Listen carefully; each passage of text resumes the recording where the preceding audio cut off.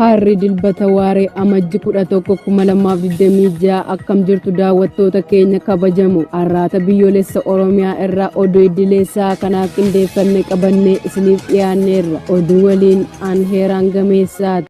Baa Wallaggaa aanaa Kiiramuu keessatti gareen hidhattoota PP wal qoqqooduu walitti dhukaasuun dhaga'ame. Gabaasa qindaa'eef jaalaqaafan fayyeera. Godina Baa Wallaggaa aanaa Kiiramuu keessatti gareen hidhattoota murna bilchiginnaa raayyaa ittisa Impaayera Itoophiyaa farra riphee lolaa fi milishoota gidduutti wal qoodiinsaa fi wal dhabdee uumameen walitti dhukaasanii miidhaa walirraan ga'aa turuun ibsameera. Ka'umsi wal loliinsa kanaa rakkoo wal tuffii fi wal qoodiinsaa sanyummaa irratti hundaa'e ta'e ajaja walirraa fudhachuu didduus kan of keessaa qabu ta'uu maddeen keessoo bakkichaa addeessaniiru. Taateen kun Kamisaa Amajjii 8,2026 waraana raayyaa ittisa Impaayera Itoophiyaa dhugaatii dhuganii machaa'uun milishoota qabanii reebicha irratti kan raawwatan yoo ta'u, milishootnis aarii fi xiiqii keessa seenuun poolisoota idilee fi farra riphee lolaa humna dabalataa waammachuun garee waraana raayyaa ittisa Impaayera Itoophiyaa waliin dhukaasa walitti banuun ibsameera.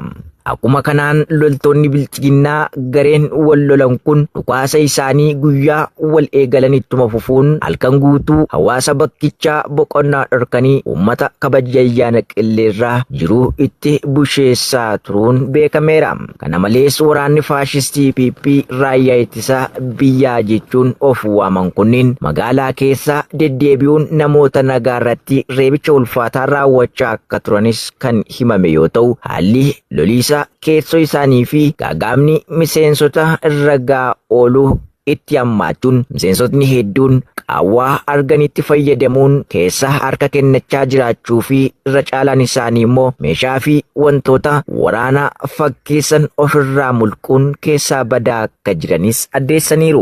Aanichatti haalli wal jibbiinsaa fi dhiibbaan loltoota faashistii bilchiginnaa gidduutti uumamee deemaa jiru jabaatee itti fufee kan jiru ta'uu fi gareen hidhattoota kunneen akkuma gulantaa fi sadarkaa isaaniitti wal tuffatanii wal qooduun akka diinaatti wal eeggachaa jiraachuun beekameera.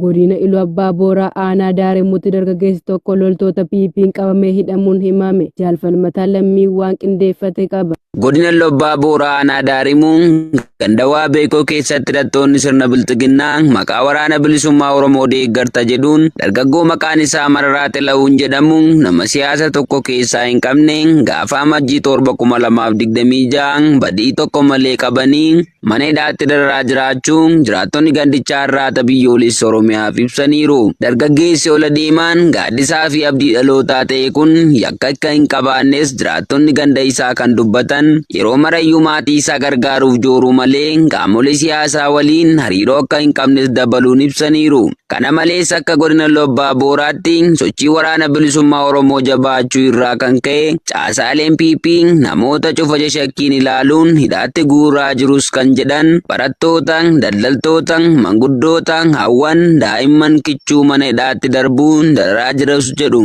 Dabalataanis namoonni baadiyyaa irraa gara magaalaa dhaqanii nagaan galuun waan cimee jiruuf namni odeeffannoo waa'ee waraana bilisummaa Oromoo garee badii PP kanneeniif yoo hin kennine yakkamee lubbuun isaa akka darbu, qabeenya akka saamamuu fi hidhaan akka hiraarfamu lukkeeleen bilchiginnaa ajajni itti darbee jiraachuu dubbatu.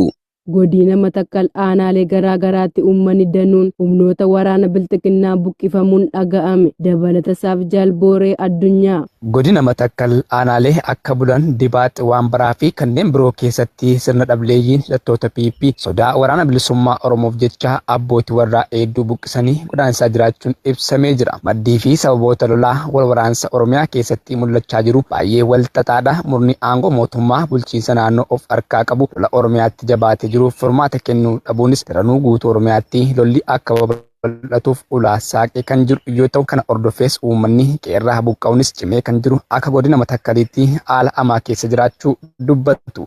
Rakkoon amantaa siyaasaatiin mootummaa faashistii PP fi garee hidhattootaa gidduutti